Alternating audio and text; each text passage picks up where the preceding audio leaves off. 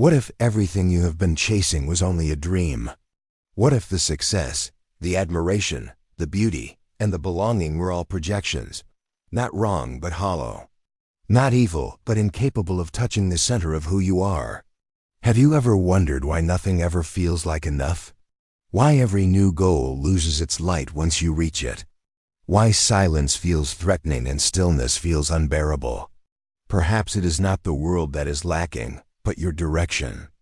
What if you have been looking the wrong way? Looking outward for answers that were never outside.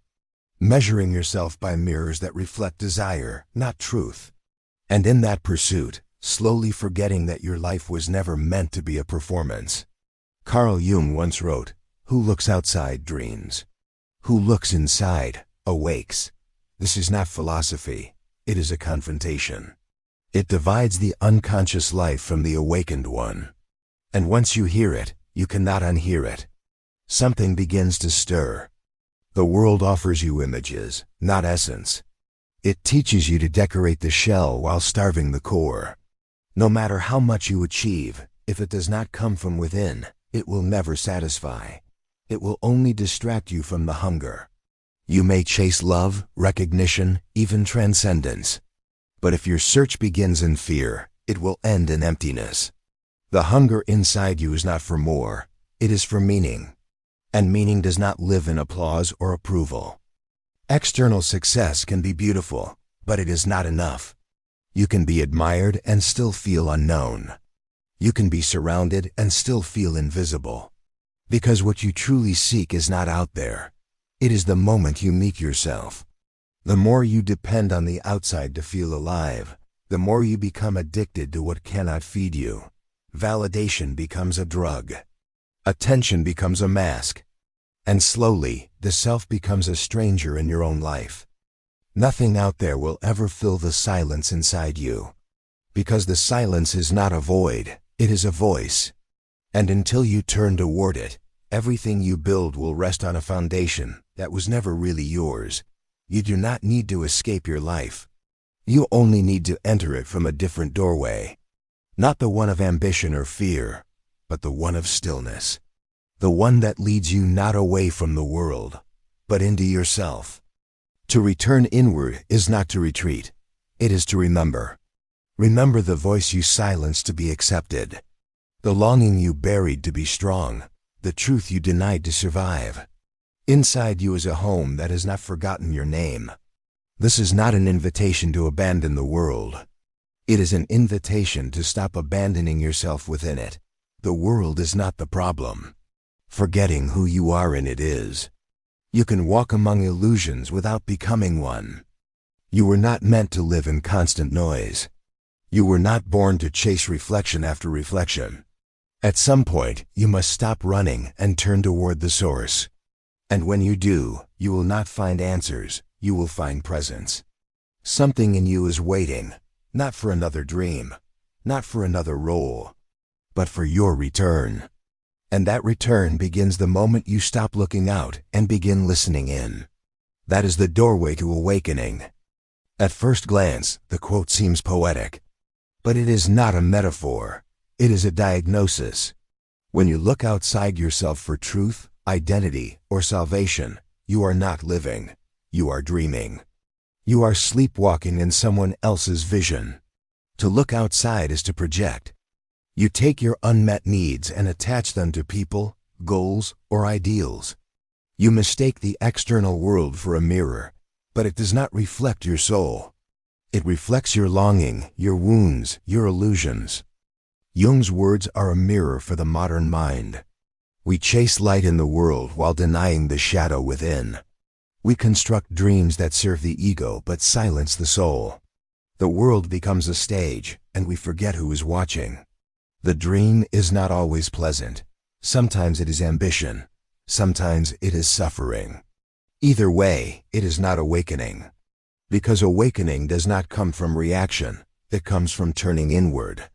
From facing what lives beneath the surface. When Jung says, "Who looks outside dreams," he is naming the unconscious life, the life of projection. The life where meaning is borrowed, not embodied. It is a call to stop searching outside and to begin the dangerous and beautiful work within. To dream in this context is not to imagine. It is to remain asleep to yourself. You do not see reality as it is. You see it as a screen onto which your inner fears and unspoken desires are unconsciously projected. Projection is subtle. You believe you are seeing clearly. But what you call truth is often a reflection of what you refuse to face inside. You turn others into saviors or enemies based not on them, but on your own unresolved patterns. When you live in projection, you are not choosing, you are reacting. You love not from presence, but from need. You judge not from discernment, but from fear. The world becomes distorted because you have not yet met yourself. This state is passive because it requires no awareness. It only requires repetition. You repeat your story. You repeat your defenses. You repeat your search for fulfillment in places that cannot offer it, and then wonder why nothing feels real. Jung saw projection as the root of many human struggles. Because until you reclaim what you have projected, you will live disconnected from your center. You will dream through life, mistaking reaction for reality and illusion for intimacy. Awakening is not a flash of light. It is a shift in direction. You stop asking the world who you are and begin asking yourself. You stop performing and start listening. The gaze turns inward, and in that turning, something ancient stirs. Inner vision is not about fantasy, it is about clarity. It sees through the mask. It hears what the noise is buried. It asks not what others want from you, but what your soul is quietly longing to become.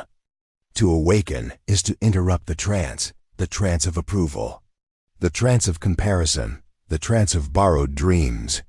It is the moment you stop believing everything you think and start questioning what you have accepted without examination.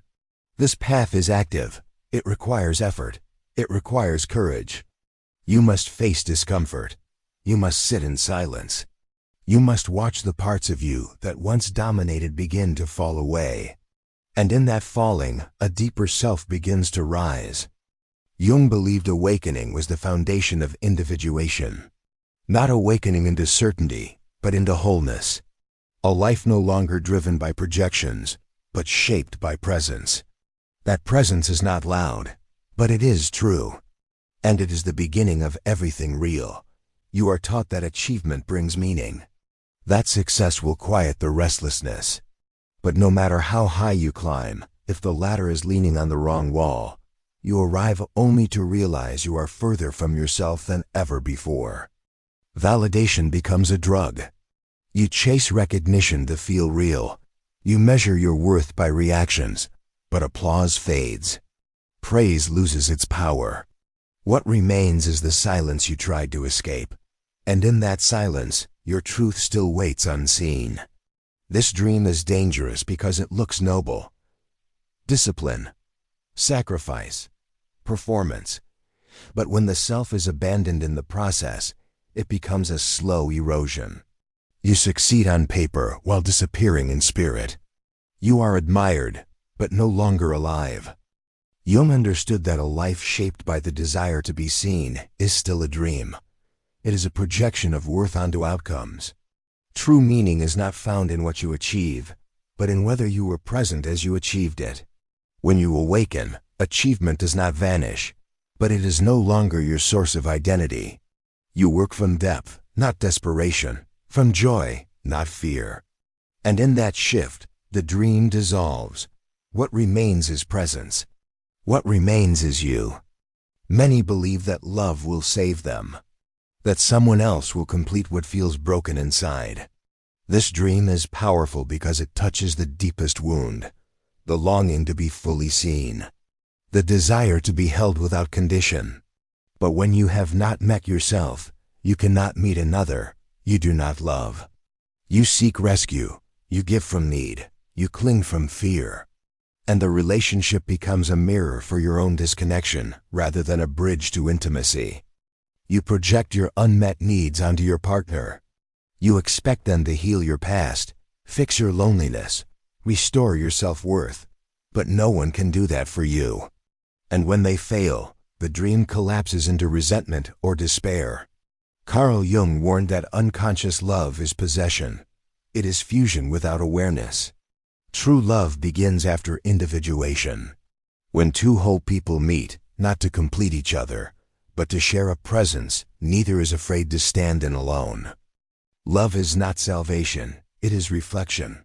It shows you who you are and who you are not. If you are awake, it becomes a sacred space. If you are dreaming, it becomes another way to escape the self you have not yet faced. In a world obsessed with appearance, the image becomes everything. You are taught to curate a self, not to discover one. You build a persona that gains approval but loses depth. You become what others want and forget what you need. This dream is subtle. You confuse being seen with being known. You shape your voice to match expectation. You polish your presence to reflect admiration. But beneath the surface, the real self becomes a ghost inside your own life. The image feels safer than truth. It protects you from rejection. It gives you control, but it also costs you connection. Because no one can love a mask. And eventually, you forget where the performance ends and where you begin. Jung called this the danger of the persona. The false self that adapts so well it becomes a prison. You appear confident while feeling empty. You appear successful while feeling lost. Image without substance is the most fragile identity of all. To awaken is to step out of the mirror, to risk being real, to choose presence over presentation. You no longer decorate the shell. You begin to nourish the soul. And in that shift, identity returns to where it truly belongs. Awakening is not a moment of light. It is a slow unfolding. You do not wake up all at once. You wake up in pieces. In small discomforts. In quiet realizations. In moments when your old ways no longer feel like home. There is no thunder. No voice from above. Just a growing silence inside you that asks deeper questions. A soft discontent with the surface. A curiosity that will not leave you alone. This is not crisis. It is the beginning of return. You start to notice the gap between who you are and who you have become, between what you say and what you feel, between how you appear and how you ache. This noticing is not weakness. It is the first spark of truth.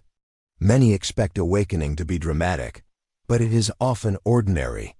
A pause before a reply, a tear that surprises you, a sudden resistance to what you used to accept. These moments are sacred. They mark the shift from habit to presence. Carl Jung believed the unconscious rises slowly. It does not force its way in. It waits until you are ready to see. Awakening is not something you chase. It is something that begins when you stop running and dare to be still. Awakening rarely begins in joy.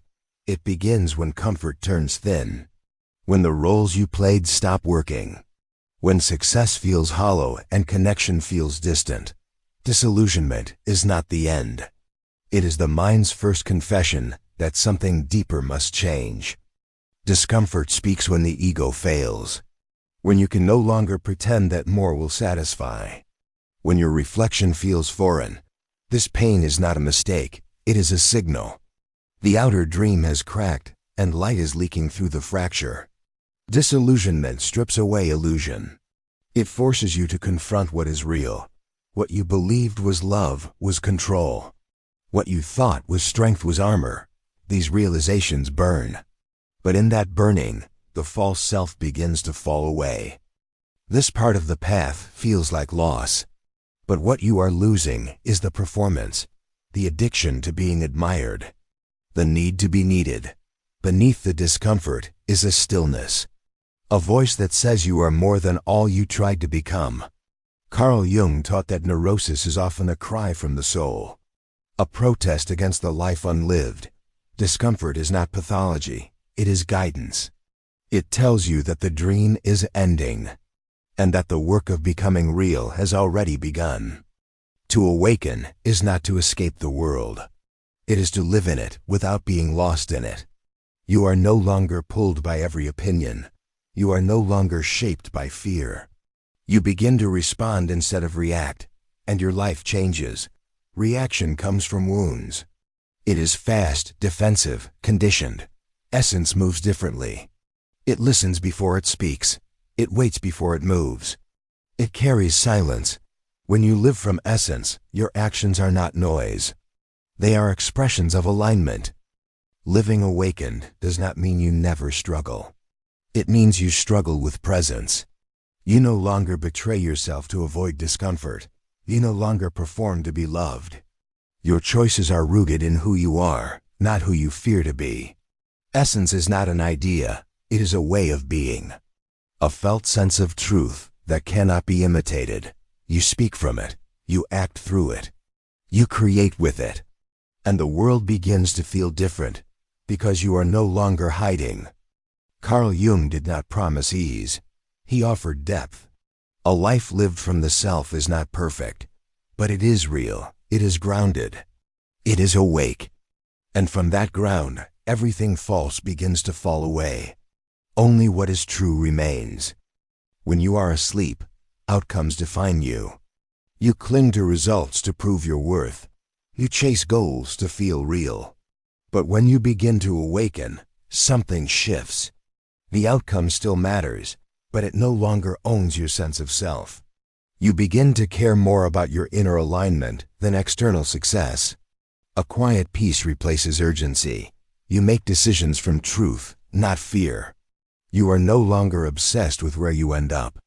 You are attentive to how you walk the path. Meaning is no longer something to earn. It is something to inhabit. You stop bargaining with the future. You start living this moment fully. This presence is not passive, it is alive. And it holds more power than any finish line ever could. You no longer ask what others will think. You ask if it feels true. You do not sacrifice your wholeness for a reward. You let the reward be the integrity with which you live. That shift is not always visible, but it is profoundly real. Carl Jung knew that meaning is not found at the end. It is discovered in the depth of your being. When you stop chasing what is outside, what is inside begins to speak. And in that conversation, life takes on a new clarity. Before awakening, contradiction feels threatening. You cling to absolutes. You try to be one thing or another. You fear complexity. But as you awaken, you begin to see that truth is not simple. It includes what you once thought could never belong together. You feel grief and gratitude at once. You know strength and softness can coexist. You stop needing to explain every paradox. Instead, you hold it, you live it. You allow reality to be layered and yourself to be more than one idea. This capacity is not weakness, it is expansion. You are no longer split between your ideals and your instincts. You are no longer trapped in right or wrong. You begin to live in the mystery, and the mystery no longer scares you. Carl Jung believed that individuation requires this integration. It means bringing together what has been divided. When you awaken, the war inside begins to quiet. You do not eliminate contradiction. You transcend the need to fight it. You become whole not by removing conflict, but by embracing the fullness of your being. That is how awakening feels. Not like clarity you can explain, but like peace you can finally carry, even when everything around you is still uncertain. When you are asleep, the world tells you who to be. Every voice pulls you in a different direction. You act from urgency. You react from fear. You are led by noise, not by knowing. Your life becomes a constant chase. As you awaken, the volume of the outside begins to fade. You no longer rush to please. You no longer run from silence. You begin to feel something deeper. A quiet place inside that is not moved by approval or rejection. Inner stillness is not emptiness. It is presence. It listens before it moves. It speaks without shouting. It does not need to prove anything. When you live from this place, your actions carry a different weight. They are rooted. They are real. The world may still be loud. The pressures may remain. But you are no longer pulled by every wave. You carry an anchor within you. You choose from peace, not from panic. You move not to be seen, but to stay true. Carl Jung knew that true guidance comes from the self, not the ego, not the persona. The self does not rush. It does not beg. It reveals. And when you begin to hear it, you stop asking the world who you are. You already know. The ego survives by holding on to illusion. It builds a world where it is always right, always in control, always separate. Awakening threatens this world. Because to wake up is to watch the story collapse. And that collapse feels like death. The ego is not evil. It is afraid. It believes it must protect you by maintaining the mask, by keeping the dream alive.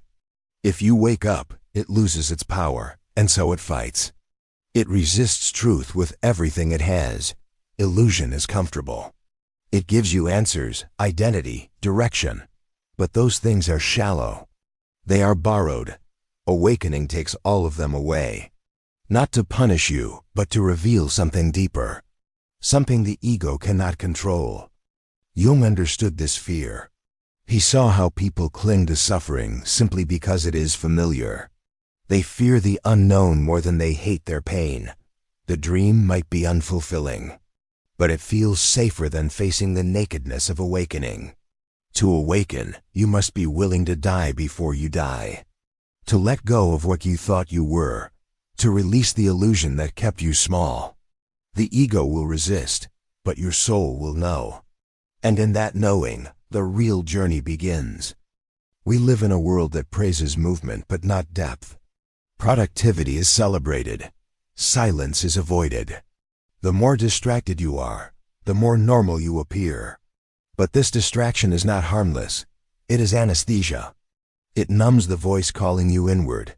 Culture teaches you to stay busy, to scroll, to buy, to chase. Reflection is labeled indulgent. Slowness is treated like weakness. Everything pulls you outward. And if you are not careful, you forget that your life is not out there. You are rewarded for performance, not presence. For doing more, not becoming more. For showing up, not waking up.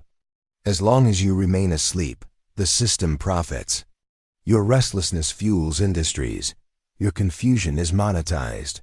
Jung believed modern life often pushes the psyche into imbalance. When the outer world dominates, the inner world withers. Without reflection, you lose connection to the self. Without stillness, you cannot hear the soul's whisper beneath the noise. To awaken, you must choose to step out of the trance, to unplug, to turn off what numbs, to turn toward what is real. It will not be rewarded by the world, but it will be recognized by something ancient within you, and that is enough. Dreams are predictable. They follow a script. You chase, you achieve, you repeat. They give the illusion of progress without asking you to change. But truth is different. It disrupts. It demands. It breaks the cycle and reveals what you have ignored. Truth is not polite. It does not flatter the ego. It does not care for convenience. It shows you where you have betrayed yourself. It reveals the cost of your distractions. It speaks in silence, and that silence is terrifying when you are used to noise. Most people would rather refine the dream than face the truth. They adjust the surface. They upgrade the mask. They seek better illusions, because illusions are manageable. Truth requires surrender, and surrender feels like losing everything familiar. Carl Jung knew that real transformation begins where illusion ends, not in self-improvement, but in self-confrontation. The truth sets you free, but first it shakes everything that made you feel safe, and most are not ready for that shaking. So they stay asleep, not because they cannot awaken, but because they choose the known over the real. But for those who dare to face truth, even trembling, a different life begins. One rooted in what no dream can give. A life that is finally awake. This is not a question for the mind. It is a question for the soul. Are you awake, or are you still living someone else's life? Are you choosing, or are you repeating? Are you here, or just performing presence? Waking up is not about knowledge. It is about courage. The courage to see clearly without retreat, to feel deeply without defense, to speak honestly without performance. Awakening begins when you stop pretending that everything is fine when your soul knows otherwise. This question cannot be answered quickly. It must be lived. In your choices, in your silence, in the space between your words. You may not know the answer right away, but if you ask it sincerely, the asking itself begins to open the door. Carl Jung did not offer answers. He offered paths, invitations, mirrors. He knew that no one can wake up for you. No philosophy, no teacher, no belief system can substitute for your own return to truth. The question is not whether awakening is possible. It is whether you will risk it. Awakening begins with one honest question. Are you truly alive, or just moving through the world half asleep? That question may disturb you. It is meant to. Because only the disturbed begin to see, and only those who see begin to live. Others can point. They can reflect. They can offer insight. But they cannot do the turning for you. Awakening is not taught. It is chosen. It happens the moment you stop outsourcing your truth and begin listening to your own inner voice. The world is full of advice, full of guidance. But even the wisest words mean nothing until they move you inward. Until you begin to question what you have always accepted. Until you stop waiting for permission to feel what is already true. You can follow teachers for years. You can read every sacred book. But if you never pause to look inside, nothing changes. You remain surrounded by light but untouched by it. Because real light only rises when you open the door from within. Carl Jung insisted that the journey inward is deeply individual. There are patterns, but no map. There are archetypes, but no shortcuts. Your awakening will not look like anyone else's. And that is why no one else can carry it for you. When you realize that the responsibility is yours, it can feel heavy. But it is also sacred, because in that weight lies freedom. The freedom to live from what is real. The freedom to stop waiting and finally begin. Beneath the layers of roles, beliefs, and expectations lives a self that has never forgotten who you are. It does not shout. It does not chase. It waits patiently, quietly, for the day you turn inward and finally meet its gaze. This life inside you is not a better version of you. It is the original one.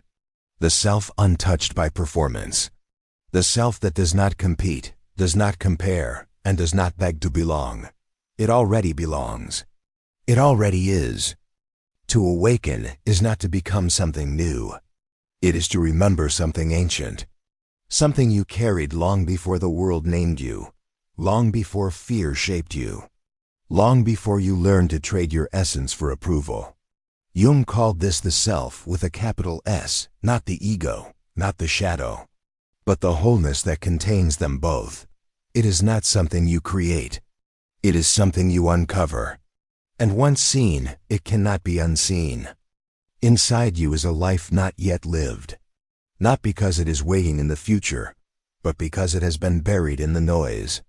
When you choose to look inside, that life begins to rise. Not with drama, but with truth. And that is where your real journey begins.